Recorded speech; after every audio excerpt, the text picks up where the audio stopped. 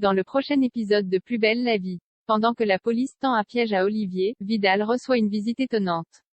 Myrtha, elle, est en plein dilemme. Attention, les paragraphes qui suivent contiennent des spoilers sur l'épisode de Plus belle la vie diffusé demain soir sur France 3.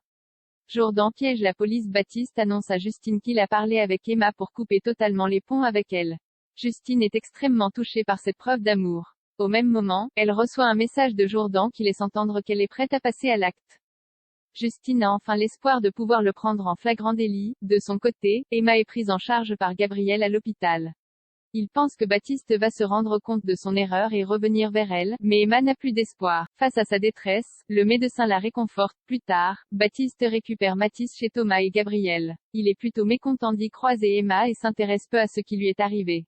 Pendant ce temps, Justine attend les directives de Jourdan en compagnie d'Ariane. Dès qu'elle reçoit des coordonnées GPS, la policière prévient Jean-Paul, Patrick et Kevin. Ces derniers se rendent directement chez Olivier pour procéder à son arrestation. Or, les coordonnées GPS qu'il a transmises à Justine ne correspondent pas au prochain lieu d'un incendie. Ils se rendent compte qu'ils ont été piégés par le gourou. Myrtha fait un malaise. Myrtha passe voir Père Luc pendant qu'il officie la messe. Elle l'entend discuter avec un paroissien, visiblement très déçu qu'il quitte ses fonctions. Myrtha culpabilise d'être la raison pour laquelle son amant va tourner le dos à sa vocation de prêtre. Toutefois, Père Luc affirme être sûr de lui et ne pas vouloir faire marche arrière. De retour aux Zéphyrs, Myrtha fait un malaise. Luna s'inquiète et voudrait prévenir Gabriel, mais sa mère lui promet qu'elle a simplement besoin de boire et de se reposer.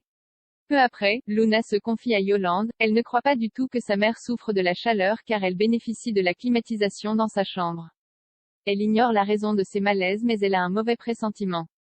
Romain découvre la vérité sur Vanessa attachée à une chaîne avec une corde en plus de la chaîne à ses pieds. Romain supplie Vanessa de lui rendre sa liberté, en vain. Quand il s'énerve, elle le force à boire, puis le bâillonne. En l'absence de Vanessa, partie à Marseille pour faire les dégustations avec Barbara et Sylvia, Romain est à moitié conscient, mais il entend un homme à l'extérieur. En le découvrant, ce dernier en prévient. Il s'agit de Paul, le père de Vanessa. Romain raconte alors sa situation à Paul, qui lui révèle en retour que Vanessa souffre de psychose à tendance érotomane depuis la mort de sa mère quand elle avait 10 ans.